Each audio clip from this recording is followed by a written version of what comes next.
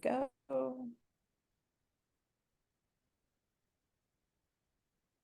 Hello, everyone, and welcome to our New Republic Live webinar on the dangers of Project 2025 and Christian nationalism. Today, we have as guests our two attorneys who are very familiar with the infusion of extreme right-wing Christian nationalism into Trump's Project 2025.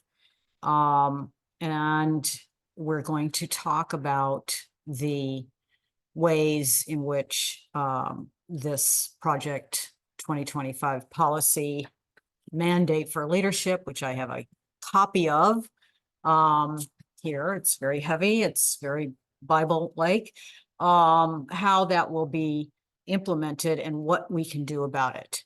So without further ado, I'd like to introduce you to our panelists. They're both from Americans United for Separation of Church and State. First, we have Rachel Lazar, who became president and CEO of the organization in February 2018, right in the middle of Trump's administration. She's the organization's first non-Christian and female leader in its 76-year history. Rachel is a lawyer, advocate, and strategist who has dedicated her career to making our country more inclusive. In her position at Americans United, Rachel oversees the organization's work to protect freedom of conscience for all and ensure religion is not used to justify discrimination. She's a graduate of Harvard University and the University of Chicago Law School, and a former board member of NARAL Pro-Choice America. And we have Andrew Seidel, also an attorney, constitutional and civil rights attorney, and the author of two books, The Founding Myth, Why Christian Nationalism is Un-American, and American Crusade, How the Supreme Court is Weaponizing Religious Freedom, which he will discuss today. He's also co-editor of an academic text, Law and Religion, Cases and Materials, 5th edition, with Professor Leslie Griffin of UNLV Law School. He's been fighting to keep state and church separate for more than a decade. Welcome to you both, and welcome listeners and participants. We're going to talk for about 30 to 40 minutes, and then we're going to give you a chance to jump in and ask us questions. A little bit about me, I am a contributing editor at the New Republic and recently published an article in the New Republic about Project 2025 and what experts in various areas of its, the policy areas that are affected by this plan say are the most dangerous aspects of it. And I have recently published an article in New York Magazine about Opus Dei, right-wing Catholic power cabal in Washington involved with the Supreme Court and other aspects of the United States government. So without further ado, ladies and gentlemen, let's talk a little bit about Project 2025. Rachel, let's start with you. We've talked about religion, religious freedom, Christian nationalism, the dangers in Project 2025. Can you just give us an overview of what's in there? Absolutely. And Nina, it's an honor to be here with you. I have such respect for your journalism and with the New Republic and all of the listeners who've taken time today. I also wanted to clarify that Americans United for Separation of Church and State is nonpartisan. We abide by the Johnson Amendment. We're a 501c3, which means that we don't take positions on candidates or electeds, but we do take positions on issues. And we are the only secular nonprofit dedicated 24/7 to protecting church-state separation, which is the cornerstone of religious freedom. So today we are talking about Project 2025, a product of the Heritage Foundation, which is a 920-page playbook in how to turn our democracy into a form of theocracy. And I want to illustrate how it's doing that in three ways. First, it would attack reproductive freedom. And reproductive freedom bans, like abortion bans, violate religious freedom because they prevent us from making our own decisions about our own bodies according to our own moral and religious beliefs. And so under Project 2025, it would ban the most common form of abortion, which is medical abortion. It would ramp up abortion surveillance throughout the states in a big brother sort of way. And it would also limit contraception. That's point one. Point two, and this is just illustrations, Nina. This is just a few of many examples. It would institute a biblically based view of the family, which is, of course, Project 2025's biblically based view, because there's a lot of biblically based views of, for example, LGBTQ people and families. I'm a Reformed Jew, and in my own religion, we have a very different view than in ultra-conservative Christianity. It would allow for attacks on LGBTQ people in the realm of education, healthcare, in the realm of the provision of social services, and in employment. Example number three is the attacks on public education.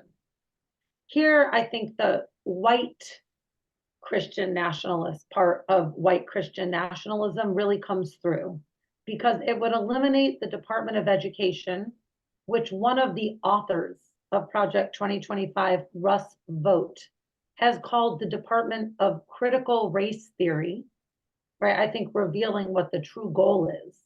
And it would divert public dollars away from public schools, where the majority of our children go, 90% of our children, 94% of Black children, and give those dollars to private religious schools that indoctrinate and can discriminate. And I'll just say, I'll conclude here by reminding people with us today that the roots of the private school voucher movement are in evading Brown versus Board of Education desegregation orders and finding a way to fund white Christian segregation academies, and that private education is still very segregated in this country. So those are just a few examples of many, and I'm sure we'll be talking a lot more, but these are ones that Americans United is tracking closely. And this, by the way, Nina, my last point will be, this is just what's explicitly mentioned, and just a few examples of what's been explicitly mentioned in the agenda. There's so much more that the shadow network, the $1 billion shadow network behind Project 2025 has in mind. Thank you for mentioning the $1 billion network behind it, because that's a very important part of what's happened here. The alliance between the religious right and the billionaires like Barry Seid, who's poured $1.6 billion into Leonard Leo's coffers, and the connections between their interests and the interests of the religious right, which maybe we'll have a chance to get into later. But before we get to that, Andrew, Rachel's mentioned some of the things that are in the playbook, but that's not really all. Can you take us a little further into these issues, please? Sure, and I think it has a lot to do with that shadow network. I mean, what Rachel's talking about is Project 2025 is imposing one narrow religious viewpoint on all of us through public policy using the machinery of the state. So Project 2025 is Christian nationalism. And a big part of that is the playbook, that 900-page, 4-pound playbook that you held up there, Nina. There it is, right? But again, that's the public-facing part. That's the sanitized part that they felt comfortable publishing for all the world to see. So that's the tip of the iceberg that peaks above the water, but there's so much more that lurks beneath the surface. And what lurks beneath is that shadow network, because the people and groups behind Project 2025, they want so much more. So you have groups like the Heritage Foundation, the Alliance Defending Freedom, First Liberty Institute, the Family Research Council, and so many more. These are the groups that AU is fighting against in court every day on religious freedom and church-state separation cases, right? So Project 2025 was spearheaded by Christian nationalists, and it reflects those dangerous beliefs. It seeks to take away Americans' freedom to live as themselves and believe as they choose, including, as Rachel said, by diverting public funds to private religious schools, by rolling back the rights of LGBTQ plus people, banning the most accessible form of abortion and limiting reproductive health care, erecting those roadblocks to racial justice. But again, that's what they published. There's so much more. There was an undercover video that rocketed around the internet a couple weeks ago. Russ Vought, who Rachel mentioned, is a self-professed Christian nationalist. He admits it. He is one of the authors and driving forces behind Project 2025. And in fact, in that video, he assures journalists that Project 2025 was going to, quote, rehabilitate Christian nationalism. But he also, in that video, talked about the second, even more secretive phase of Project 2025, which is the implementation of all of these policies that are in that huge handbook.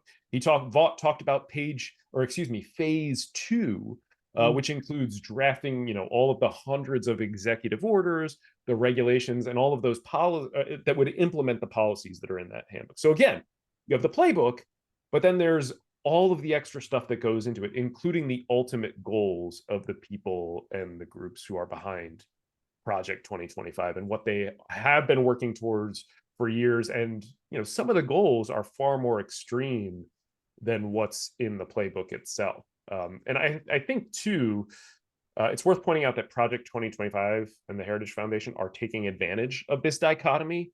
And I'm going to use no-fault divorce as an example here, because you can't find that in the handbook. And Project 2025 and its proponents, they're using the absence of that to claim that there's all this disinformation being spread about Project 2025. But Media Matters looked at the groups behind it and they said, look, there's at least 22 Project 2025 advisory board members that have attacked or called for an end to no-fault divorce, right? And that is a really useful data point for us when we are trying to translate the language of that handbook that Rachel mentioned about protecting the, quote, biblically based definition of marriage and family. What does that mean? What is biblically based definition of marriage and family? Look at what they're saying elsewhere. And it also kind of, I think, it's a useful data point when we're thinking about what this country might look like when phase 2 is implemented. And one of the things Americans United has been doing is we've been working with the Project 2025 task force that's formed by Representative Jared Huffman and other members of Congress. And just yesterday, they actually started a tip line, which essentially allows whistleblowers to submit more about phase 2 of Project 2025. Anyway, I think that's just to point out that one of the big things that is really lost in any discussion of Project 2025 is that it is so much more than just this playbook. It really is just so much more. And the other thing that's missing is the human cost of the human toll of Project 2025. And that is another thing that we've been working to change at Americans United for Separation of Church and State. And so we really wanted to show our viewers here today this video that we put together to kind of put a human face on the cost of Project 2025, if we can roll that video.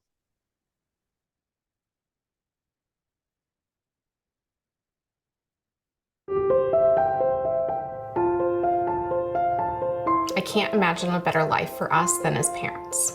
I wanted to be able to have at least one biological child. Then we realized that a biological child wasn't an option for us. Then we decided to do the foster to adopt. We started lining everything up. So we found a child, a little boy in Florida. This one stood out to us.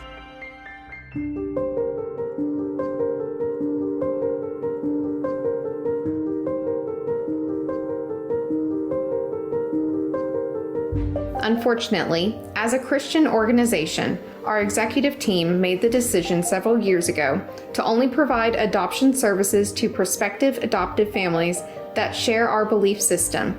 Liz just called me crying. Because we were Jewish, we weren't able to be parents. It was a gut punch. Our taxpayer dollars are going to foster care, yet we can't adopt a child through that system. You know, it's hard sometimes seeing any of your friends that have kids. You're happy for that person, but you also long for that.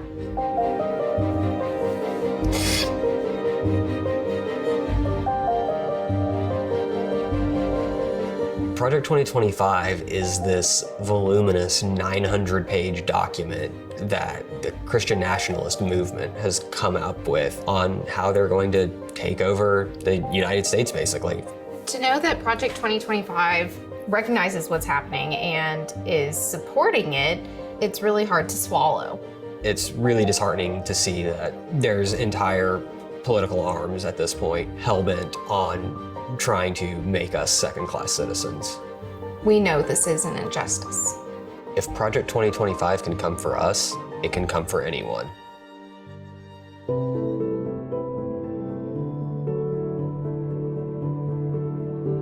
Americans United for Separation of Church and State. That kind of sounds like what we're trying to do right here. They've been along with us for all the struggles and the ups and downs. They handle all the really complicated things that I don't always understand. We tell our story and they take care of it from there. They're dedicated to the cause of not letting a theocracy be established. Americans United has been a light for us in this difficult time. We're still nervous, but at least we know we're not alone.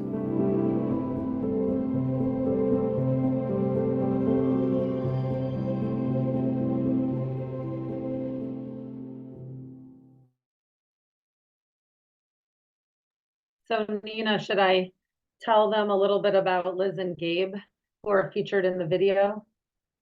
Yes, please tell us a little bit about them. Yeah, so Liz and Gabe Rutenram are our clients in a case that is still active in Tennessee. No one should be discriminated against because they don't pass a religious test to be parents in this country when it comes to a taxpayer-funded foster care agency, which is what we're talking about here. And by the way, as Gabe said, if it can happen to us, it can happen to anyone, and I'm going to talk to that in a minute.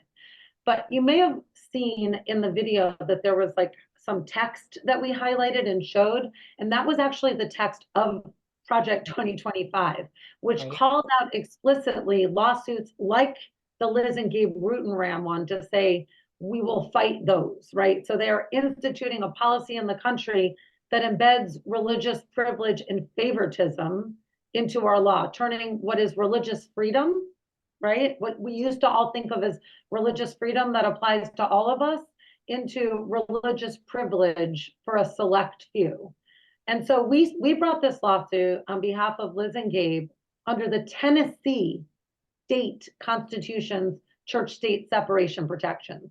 All the state constitutions have such protections.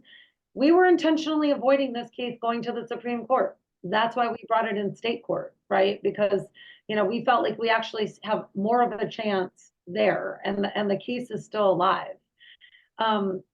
Just to tell you a little bit more about Liz and Gabe, they're incredible people. They're in their low 30s, the most giving people that you can imagine. They've already fostered hundreds of foster care children, including teenagers in need of loving homes.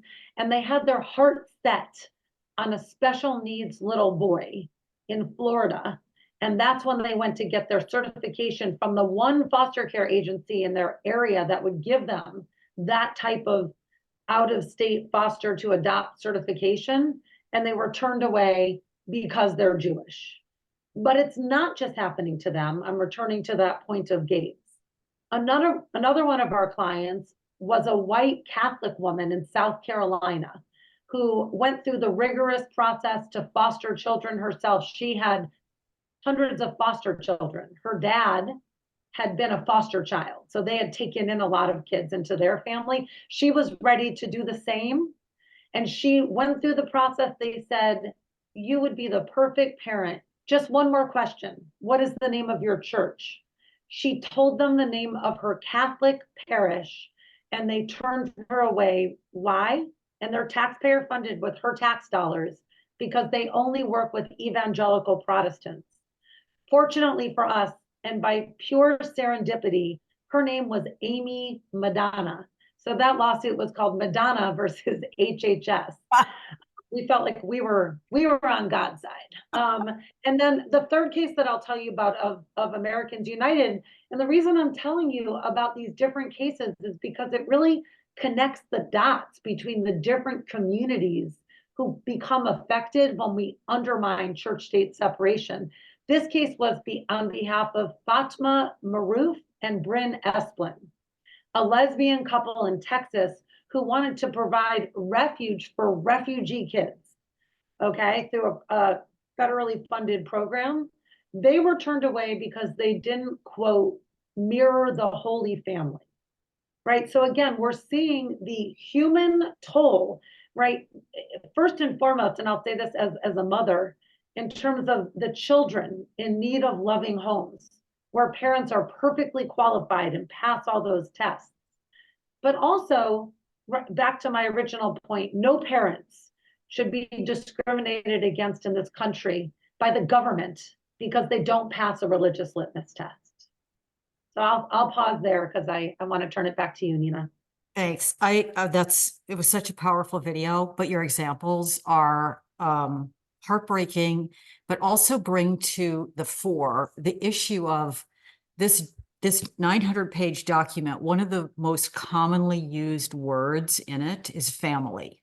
As you probably know, the foreword by Kevin Roberts explains, we're putting the family unit. The family unit is the base, the foundation of our nation, and it purports to be pro-family, and yet they're going after these people who are trying to be families on this issue of religious, quote, religious freedom. And I want to ask you guys, you're both lawyers. I am, a longtime observer of this growing movement and the use of the term religious freedom as a slogan, but also as a as a legal concept. They always will revert to, we Christians are under attack. We're in the lion's den. We're in this secular society, but we're under attack, and you're attacking our religious freedom. And I just want to know, how do you suggest people talk about this amongst themselves with people who may be religious, but who are not quite as who are maybe susceptible to that kind of infectious paranoia that is really part of their propaganda? And also, as lawyers, how they legalize this concept. I know that could be a long answer, but if you could just sort of. There is so much to say. There's so much to say in response to this that we will both speak about separate things. So Andrew, since I just spoke, do you want to start, and then I will embellish? Yeah, I wrote a whole book about that question, Nina. Yeah. That's why I wrote American Crusade. We have seen over the last 10, 20 years, this weaponizing of religious freedom as a legal concept. It has really been distorted and perverted. And what you're seeing with Project 2025 is an attempt to codify that in every federal agency, basically across the federal government, not just through the courts, which is the main mechanism that Christian nationalists have been using lately to weaponize that concept of religious freedom is through court cases. After, with the help of Leonard Leo, they effectively captured the Supreme Court. And one of the things that is, I think, really worth focusing and drilling down on to your question specifically about how do we have these conversations, it is about setting lines. And one of the lines is this basic do no harm principle that we talk about all the time at Americans United. And I break this down in American Crusade into actually 3 different lines. And the first is we distinguish between action and belief. Your right to believe is absolute. Your right to act on that belief is not. So I actually opened the book with several stories about drivers letting Jesus take the wheel. like actually admitting that that is what they want to do. And now they're free to believe that. But if they act on that belief, the civil law can step in and say, no, you don't get to do that. It can fine them, it can take away their license, maybe even send them to prison, because belief is unlimited, but action is limited. And then so the question then becomes, okay, well, if religious freedom is not an unlimited right, if it really is limited in some fashion, when is it permissible for the government to step in?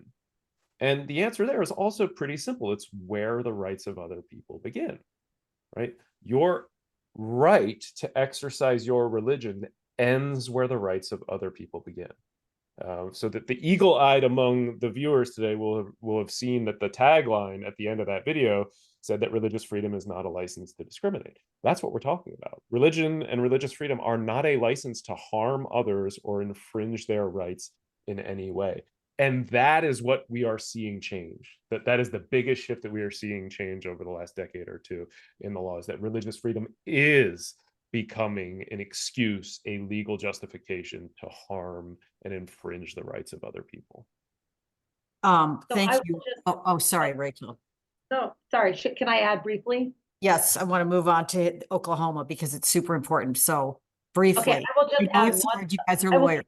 I will contain myself and add just one small thought to that of many, which is what we're seeing today is a group of people, a small, relatively small in this country group of people who are raging against the dying of their privilege, right? In 2014, we stopped being a majority white Christian country. In 2045, we'll stop being a majority white country, right?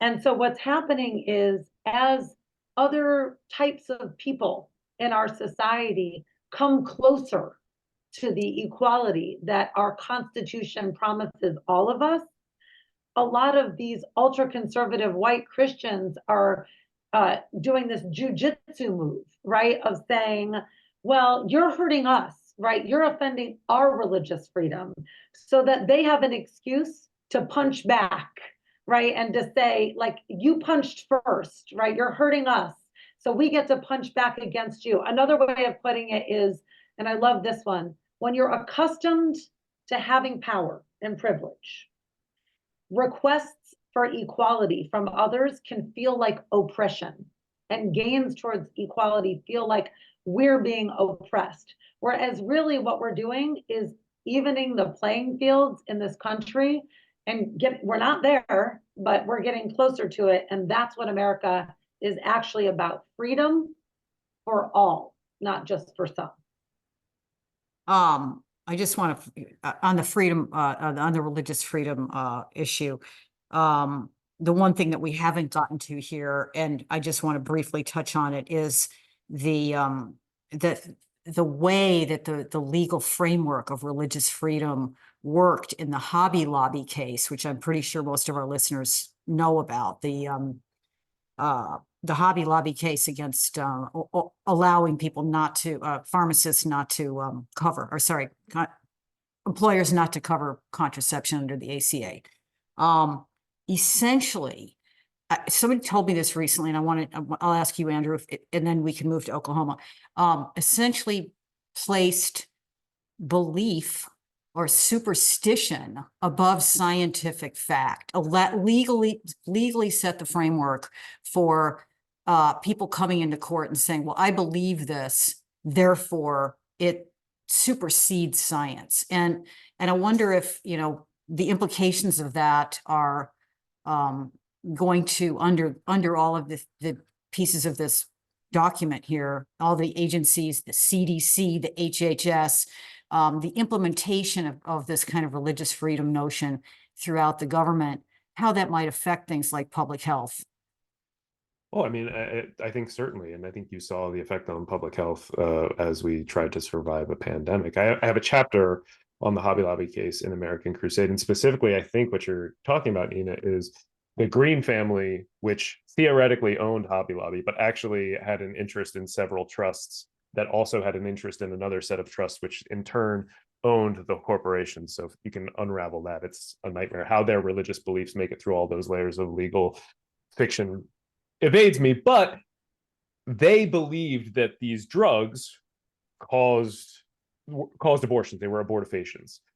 You had a whole host of medical professionals and scientists telling the Supreme Court, no, no, no, that's not what happens. These drugs are not abortifacients. And Sam Alito, in his opinion, says, oh, well, they believe they are, so that's all that matters. And that is the central, I think that's the question that you're getting at. That is one of at least 5 glaring errors in that opinion that really helped start turning religious freedom on its head. And do we have any recourse? Do you see, I just want to show everybody, I got my vaccinations today because I believe in science. I got mine last week. Oh, good. And I have no side effects. I'm still walking around and I'm not magnetizing anything. So we got to Hobby Lobby. That's a good entryway into Oklahoma and what's going on there, because they are Oklahoma. Are they Oklahoma City or Tulsa? I can't remember. But anyway, Hobby Lobby is based in the state of Oklahoma. And Andrew has done terrific work looking at the state's education system as a kind of petri dish for what they're going to do with education nationally if they can get away with it. Completely breaking down the wall between church and state for our children. Can you talk a little bit about what's going on down there? Absolutely. And this really stemmed from a lot of the work that we at Americans United for Separation of Church and State have been doing on the ground in Oklahoma, which, Rachel, I'm going to kick to you to talk about in a sec, but like it is doing that work has really just kind of opened our eyes. You know, we've had a lot of engagement. We've built these relationships with people on the ground, like Representative Mickey Dolans, who is in the legislature, Reverend Shannon Fleck, who's been fighting Christian nationalism in various congregations around the state, and Sam Perry, who is an Oklahoman and a leading scholar of Christian nationalism and a friend. And when I was talking with Reverend Dr. Shannon Fleck, who is also the executive director of the Oklahoma Faith Network, she told me that Project 2025 is not some far off possibility for Oklahomans. It has been our reality for some time now. And specifically talking about in the education context, where Oklahoma ranks last or among the dead last across the board when it comes to education. And this is Project 2025. So if you read the handbook, it's planned for public education. Again, it includes, quote, sunsetting the U.S. Department of Education altogether, right? We're going to shutter that. And then, like abortion, returning control to the states. And they express this in the playbook as the, quote, like bright future, I think is the phrase they use, for when states are in full control of education. And in Oklahoma, you have this, I'll use the word character, Ryan Walters, who is the state superintendent. And again, Rachel's going to get into the specifics, but Ryan Walters has a very intimate relationship with the Heritage Foundation. The Heritage president, Kevin Roberts, hosted Walters on his podcast, and Walters just gushes over Roberts, talking about how the Heritage Foundation has been an incredible partner to help us develop the plans for our state, our schools, and our education system. But it's not just that.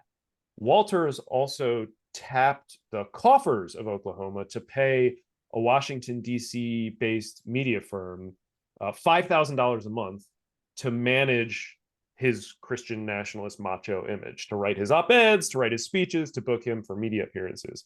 And so the group, the media company is Vaught Strategies, this is the group that's getting fat off the Oklahoma taxpayers, and it's run by Mary Vaught, who is the vice president of communications for the Heritage Foundation. She is married to Russell Vaught, who is the man that we've already spoken about, who's in charge of phase 2 of Project 2025, the guy who wants to rehabilitate Christian nationalism. And there are a ton more connections on both personnel and policy, including outsourcing really important education work to the groups that are behind Project 2025, but y'all can find the details and citations in the article. But I got to pass to Rachel to talk about some of the other specifics that are happening.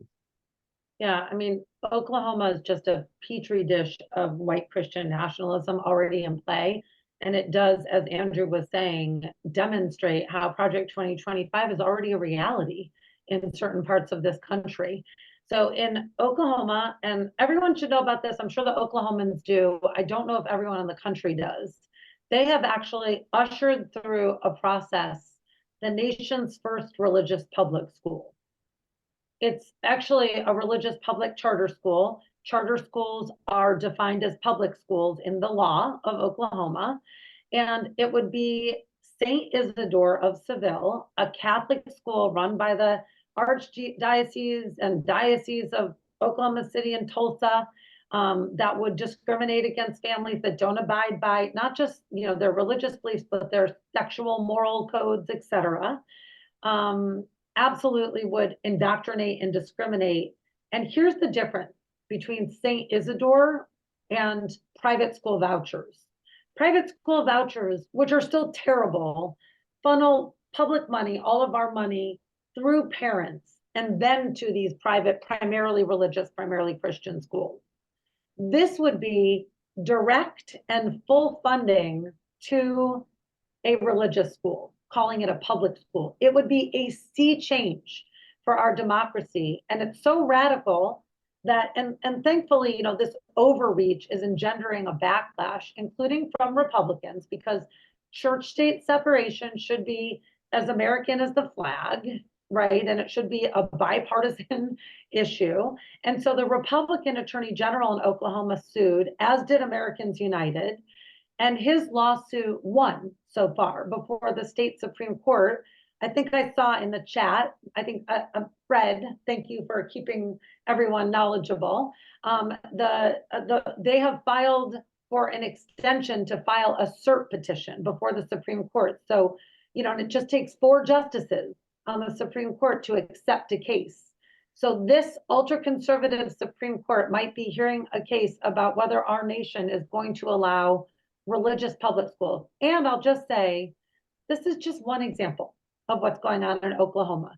Superintendent Ryan Walters, who Andrew just told you about, has also issued a mandate for schools to teach, and this is his quote from his video, from the Bible. Public school classrooms to teach from the Bible, to have Bibles in the classrooms, and to teach about the Bible as core American values. And I want to distinguish Christian nationalism from what is completely fine. Prayer in school, right? The saying goes, there's been prayer in public schools since there's been math tests. And that's fine. Children pray in public schools every day. It's when the government endorses and forces children to read and venerate, right, and to practice a certain religion that we have a big religious freedom problem. And by the way, I'll just conclude by saying, Superintendent Ryan Walters of Oklahoma must have been green with envy when he saw what Louisiana did, which was the first state in our nation to actually pass a law requiring all public schools to post the 10 Commandments, one conservative Protestant version of the 10 Commandments in every public school classroom in the state. So this is a very big problem. It's exhibiting itself in public education. Nina, it's exhibiting itself in abortion bans, which impose one narrow religious viewpoint on all of us, in the attacks on LGBTQ people, on the book bans that we're seeing across the nation, but it could get much worse. I just want to follow up quickly before we get to the what can we do part of this, which is very important. 2 things. You mentioned the Vaught family, the Vaught couple. One of the fascinating things about this movement, the Project 2025 movement, and as Rachel pointed out, this is a very small, a cabal, a very small group of people with a lot of power, is the number of couples that are involved. It's crazy. So when you're reading this, say the HHS section, Health and Human Services, written by Severino. Mr. Severino is married to, forget her first name, Carrie Severino, who's Leonard Leo's number 2 and has been for 25 years. And then, of course, you have the example of Ginny and Clarence, also Catholic converts, hardcore religious right, who are, you know, they're not just working together, they're literally grifting together. I mean, what you're saying here is that, you know, they're passing sort of jobs to each other, sharing the work of this movement and actually making money on it. So that's the first thing. And I want to make sure that we get to the issue of what can we do about all of this. You know, it feels to me, again, as I've covered this for 20 years, this movement, which at first was just, you know, you just kind of thought, well, they're you know, people down south who go to, you know, fairgrounds where dinosaurs existed with humans and you know, Bible Bible school and where, you know, it was sort of off to the side. And then just the way that it is now infused into our schools and our public policy, it feels inexorable. It feels like there's something has just, you know, the wall between church and state that we always, you know, the words, the wall between church and state are actually under attack. The concept is under attack. And they're going to take it up, as you said, they're going to take these things up to the court that's going to crack that wall. What, other than having lawyers like you take these cases and go into the system and try to do battle, what can people do in the event that this is coming to the town that you live in? Yeah, good question. I mean, Rachel, I'll take the Project 2025 if you want to take the broader piece of that. So, I mean, I think the number one thing people can do about Project 2025 is talk about it everywhere, in person, on social media, especially on your group chats and your family emails and your family texts. You know, when we started talking about Project 2025 at Americans United last fall, nobody had really heard of it. And the first polling that we really saw that was reliable, which was done after it started breaking through, showed that in late June, 76% of Americans knew little or nothing about Project 2025. But we also had data showing that the more people learned, the more they found it to be awful, the more they viewed it unfavorably. And just yesterday, we were sharing new data around the office that comes from an NBC poll, which has Project 2025 polling 4% favorable, 57% unfavorable, which is just a shockingly huge differential. Ask your polling nerd friends about how big a deal that is. It's great. It's a huge improvement. And I, of course, would love to take full credit for us at Americans United and our toolkit, which I'll talk about in a second. But the reality is that 39% of the people in that study were still neutral or didn't know about Project 2025. So that's where our toolkit comes in. It's unfavorable, but how do you talk about this behemoth without sounding like a conspiracy theorist? And so Americans United has got you covered. Go to au.org/project2025. There is a link to a toolkit at the top of that page. So au.org/project2025 and click on the toolkit link. And it has everything you need to have a conversation about this. If you're going to a rally, we've got signs you can print. If you're going to a town hall, we've got questions you can ask candidates. We've got texts and emails that you can share about this threat with your various circles. We've got graphics for social media, and there's some really cool infographics on there too. We've got videos that you can share. We've also got a guide that we've developed over several months about how to have conversations about this in person with the people that you care about, because even just successfully warning one or two people about this can start a domino effect. And we are also adding to that toolkit all the time. So if you have something you'd want to see there, just let us know more and we'll work on it. But right now I'm going to pass it to Rachel. Yeah. Great answer. I would definitely recommend the Project 2025 toolkit. I think it breaks it down. But, you know, we're living in a moment of a lot of despair for a lot of us still. And we're coming out of the pandemic, coming out of a lot of rough years still, and seeing what we're witnessing across the country. I want to come back to the good news. There is a cure, and it's called church-state separation. It really does work, and it's the hook in all of our lawsuits that we're bringing.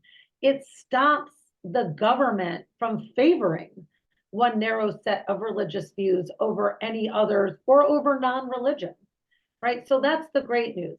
The other great news about church-state separation is it doesn't just enable us to believe as we choose.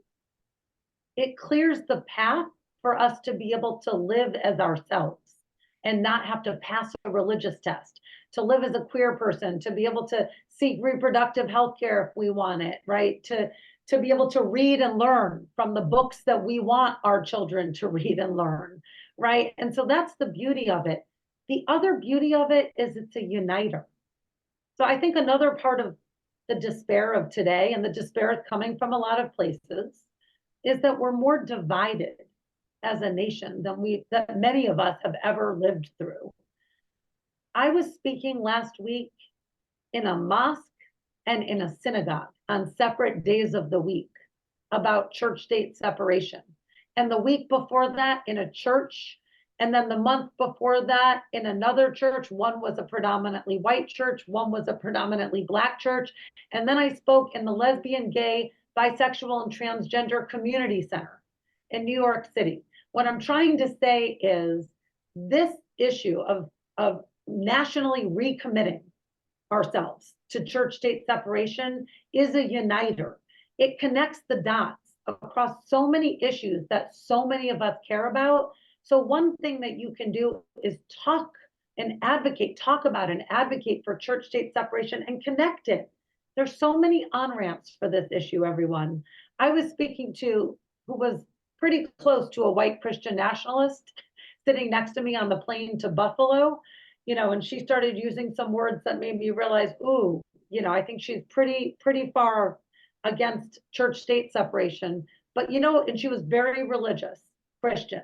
And you know what I told her? That a Baptist pastor long ago called Roger Williams, who founded the Religious Freedom Colony of Rhode Island, said, forced worship stinks in God's nostrils, right? So religious people hate not separating church and state if they're authentic about their beliefs. Atheists hate when church-state separation is undermined. Jews, Muslims, Hindus, it actually unites all of us, and we need to advocate for it and appreciate, as Nina and I and Andrew have all said, that we actually have the power of the people. We are fighting a real minority who are clinging to their power. But if we believe in the power of our collective voices, bridge divides, we will recommit this nation to the protector of all of us, church-state separation. And join AU.org. We'll help plug you in. Thank you. Thank you both. I want to give our listeners a chance to ask questions. I'm looking at some in the chat, quite a few actually really good ones. I don't know if I'll be able to get to all of them. But the first one came in early. And I'd like to just ask, the question is, was anything in Project 2025 a surprise, or was it just what they think they're comfortable talking about? And I'd like to, I went into Heritage and interviewed some of these people about it and asked the question, because I thought some of the things in it are so outrageous that they were just in there to, quote, own the libs. And I asked them that. I said, is this, there's things in here that they're just so shocking that, and are you serious? And they said, well, we wouldn't have put them in there if we didn't think we were going to put our heft behind it. So I think they are serious. And I think one of the problems is that pollsters are finding, they're trying to poll on this Project 2025 issue and how, as Andrew said, how much of it has penetrated the attention of people. And what they're finding is that even among them, even among MAGAs, when they ask them about the things that are in Project 2025, they say, oh, it's just a think tank. It's not going to happen. Or, Trump, if you say Trump is going to do these things, they'll say, well, he just talks like that. They don't take it seriously. So the public is not taking seriously what you guys as lawyers recognize as serious assaults that are that they have laid the groundwork for in the U.S. court system. So I've answered that question. I think if they are serious about it. Let's see here. I guess, do laws that require Bible teaching declare how the Bible is taught, i.e., is Bible criticism permissible in these schools? Any thoughts on that? I can go ahead and go for, I assume this is getting towards what Rachel was talking about with Ryan Walters. The general rule is you can teach about the Bible, but you can't preach the Bible as literal truth. You can educate about the Bible, but you can't indoctrinate students into a particular religious belief. And we have seen historically that while it is theoretically permissible to teach, again, about the Bible, it often goes off the rails. There have been some really good studies. Mark Chansey of SMU has done some studies on this that show that it tends to kind of end up infringing on the rights of the students who are in those classrooms. But what we have happening in Oklahoma is something that is totally different, which seems to be a deliberate attempt to use the machinery of the state to impose the Bible on other people's children. And I think Rachel hinted at this too, but people should just stay tuned for more about that. I have a good question here about the legal framework here. What authority do you guys have in your lawsuits to demonstrate that white Christian nationalism violates the theory of the originals? Because we do hear them now talking about they have this idea, I've seen them talking about the idea that that there's nothing explicit in the First Amendment that says there is a wall between church and state. And I think there are some cases that are already coming up that are going after that concept. So what authority are you relying on to protect it? You're laughing. I'll start. We're relying on the Constitution. We're relying on the fact that church-state separation is baked into the Constitution. The words religious freedom also don't exist in, for example, the First Amendment. God is not mentioned in the Constitution. The Constitution protects religious freedom in Article 6, which prohibits a religious test for public office, and through the 2 religion clauses in the First Amendment that work together to protect religious freedom for all, right? The free exercise clause and the non-establishment clause, right? Putting a limit on free exercise so that we all can freely exercise our religion. And I think that's what we cite.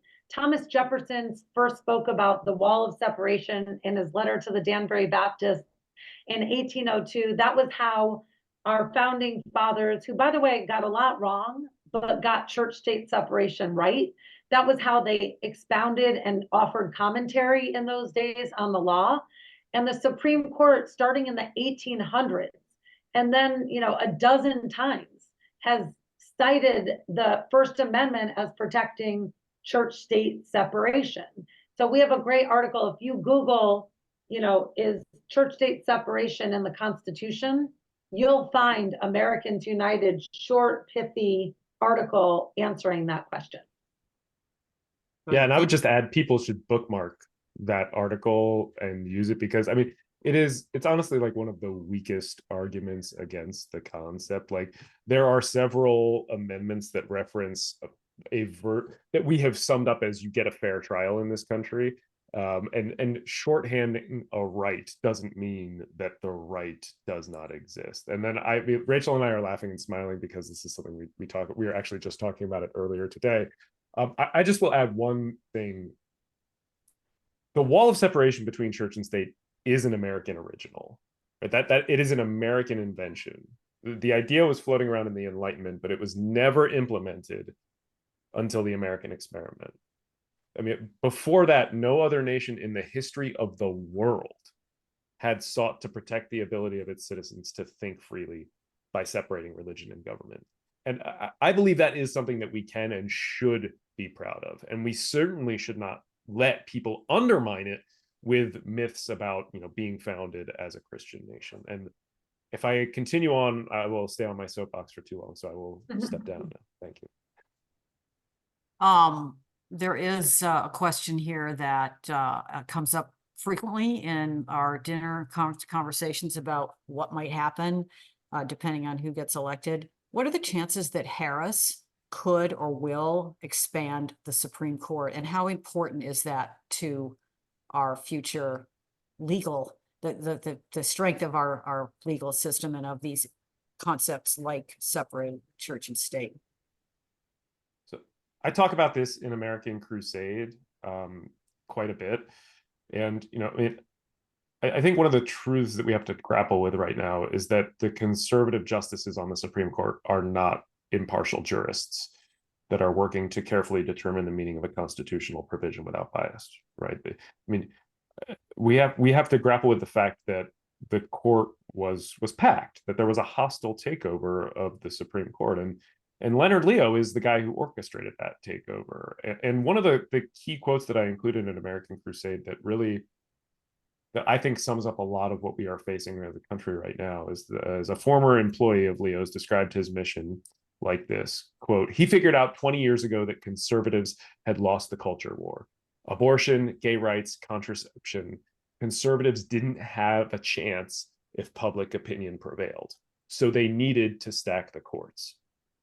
And so that is the mission that they went about doing. And it's really important to pay attention to the anti-democratic admission and goal inherent in that quote, right? If they don't stack the court, the majority is going to rule. If they don't stack the court, democracy is going to work. It goes back to our why. It goes back to why this is all happening. There's this rising equality and the waning supremacy of this Christian nationalist class. And we know that Leo's groups spent something like $540 million that we know of packing the court from 2014 to 2020. And, this is something I point out in the book. You don't spend that kind of money to get an impartial court. They bought a court. And you can see this in the data too. This ploy to capture the court's work. There were a couple studies that crunched the numbers, and these actually don't cover some of the biggest wins from the now three most recent terms. So the numbers are actually more dramatic. But before the courts were packed, the Supreme Court ruled in favor of religion about half the time. Under Roberts, the study found that win rate jumps to 81%. And this is not a pro-religion shift. This is a pro-Christian shift. So in early courts, mainstream Christianity was favored in 44% of its cases, but under Roberts, that doubles to 85%. So in what I say in American Crusade, American Crusade works to put a face on those numbers. And then what I say is that this proves that the new guiding principle of this Supreme Court is not the Constitution or the law, but that Christian nationalism wins. Good question. How will Trump implement Project 2025? What would he do in the first 100 days? You touched on that when you brought up Vought earlier and this sort of shadow plan. I think that there's a lawsuit. I just saw a headline flash by today. There's somebody who's actually starting to sue them to get them to explain what this 100-day plan is. Do you have any idea what the plan is? It is all executive orders, or sending National Guardsmen into the cities. I mean, what is the first 100 days plan look like? And do you have any idea how that's going to come to how we can extract that information in advance and get the public alarmed enough about it? That's the part that they're being more secretive about. I mean, there's a lot we don't know. I mean, that's why you have members of Congress opening this hotline to collect information about it. Rachel, I see you wanting to. No, I mean, Project 2025 has 4 parts, right? And one of them is a personnel database. Another one of them are training modules to spread their gospel. Another one is a policy agenda, and the other is an agenda for the first 180 days. So I think, you can find a lot there. But I think the bigger point that I'd like to make is Project 2025 is bigger than a Trump presidency, right? It's like, it's come out now, right? Right now, there's a Democratic presidency, but in Missouri, they passed an abortion ban embedding the religious language into the law. Like, the overreach is shocking, in this moment. And, it used to be that JFK, when he ran for president, had to give his bona fides about church-state separation as a Catholic running for president. We're operating in a whole different realm, right? The Christian nationalist movement flag, right, of the new apostolic Reformation movement, the Appeal to Heaven flag, the white flag with the green pine tree, Appeal to Heaven, is flying outside of Speaker Mike Johnson's office in the U.S. Capitol and Justice Alito's vacation home, or at least flew, right? So, and federal legislators are calling themselves proud Christian nationalists.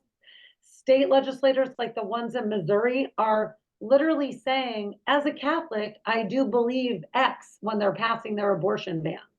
So we've got a much bigger problem than a Trump presidency. Trump in his presidency undermined church-state separation dramatically, and we all know was in a transactional relationship with the Christian nationalist movement, right? But I hope we all realize that no matter who wins for president, we better nationally recommit to church-state separation before it's too late. We have a minute or two left. How might we recommit? How might we recommit? Well, I mean, Andrew, I can start, but I mean, I spoke to some of this before.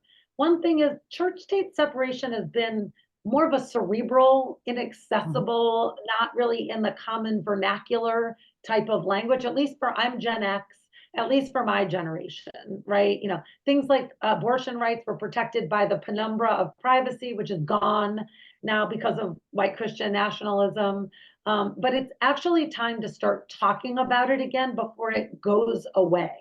And I think the way to talk about it is to connect the dots between church-state separation and reproductive freedom and LGBTQ equality and public education and the right to read and learn, right? And making sure that accurate science and accurate sex education, which is age appropriate, is taught to our children. I mean, there's so many, if you believe in any of these things, you believe in church-state separation, you just might not have articulated that yet, but it's time to articulate it. That's thing number one. Speak up and connect the dots. Thing number two is bridge divides. Go find someone from a different community from you and say, hey, we might not agree on the war in the Middle East or whatever it is, right? But we can agree on this. It protects all of us, right? So bridge divides. Thing number three is just keep hope alive. Again, the despair is tangible. I've seen it in the chat of this conversation even, and it's very real. And I like to quote Howard Zinn, who wrote The People's History, who says, to be hopeful in bad times is not just foolishly romantic. It's based on the fact that human history is a history not only of cruelty, but also of compassion, sacrifice, courage, and kindness. And if we see only the worst, it destroys our capacity to do something. But if we remember those times and places, and there are so many where people have behaved magnificently, this gives us the energy to act. And bottle that up, folks, and get busy, because we have the power of the people. And join au.org.